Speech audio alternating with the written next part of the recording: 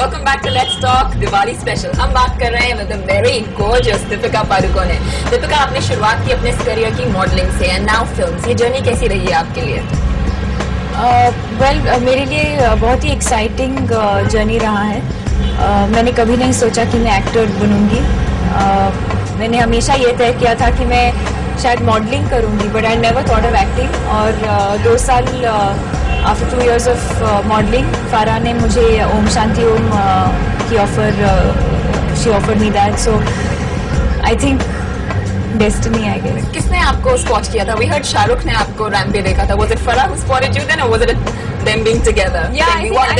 I think both of them together because 2 years of modeling, I think I did quite a few commercials and शायद उन्होंने मुझे वहाँ पे spot किया, so I guess it was a joint decision. Modelling की बात करें और टिप्स देने की बात करें तो शाहरुख को भी आपने हमने सुना है कि आपने टिप्स दिए उनको रैंप पर चलने की। Very recently there was a fashion show, तो क्या टिप्स दिए आपने शाहरुख को?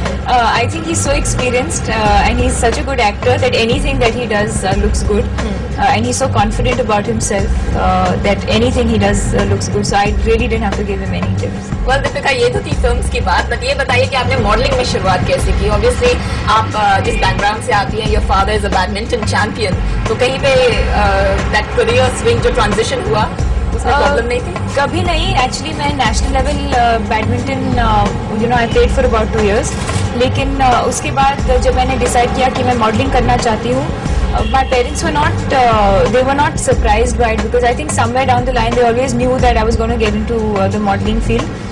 Yes, मैंने कभी नहीं सोचा कि मैं एक्टर बनूंगी, लेकिन they've always been very supportive of whichever career I would have chosen. They would have supported me. फिर से ओम शांति ओम की बात करते हैं। सेट्स में कितनी मस्ती हुई, कितना काम हुआ? Actually more than मस्ती, मेरे ख्याल से फारा और शाहरुख को शायद लगा कि ये नई लड़की है, तो let's not play any pranks on her, maybe she'll start crying. So there weren't too many pranks played with me, but yes, I did get to spend a lot of quality time with all of them, which I enjoyed a lot because I got to learn a lot from whether it was Arjun, Shreyas, Farah, from Manish and who did my costumes, and Bharat and Doris who have also done a fantastic job. It was nice interacting with all these people. Big banner, big stars, everybody around you was way too big. Obviously modeling से आप भी उतना ही बड़ा नाम रखती हैं, but कहीं पे कुछ ऐसा लगता था अपने आप में थोड़ी सी self doubt या? Never. Even if I had any doubt, I always had all the seniors to reassure me of everything, and that's the reason why I say I don't think I could have asked for a better launch because they've given me so much confidence and self-belief that it's really kept me going. Movie में आपका favourite scene कौन सा है, या particularly you're fond of a song? I was saying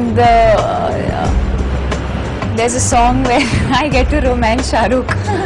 You really like that one? Yeah, fully. I keep saying that. I keep going back to that one because for me every scene is special, every moment is special. But for me, Shahrukh is the typical romantic hero, and that's how I've seen him in all these other films while I was growing up. And I always seen him romance all the other heroines, and now it is my turn.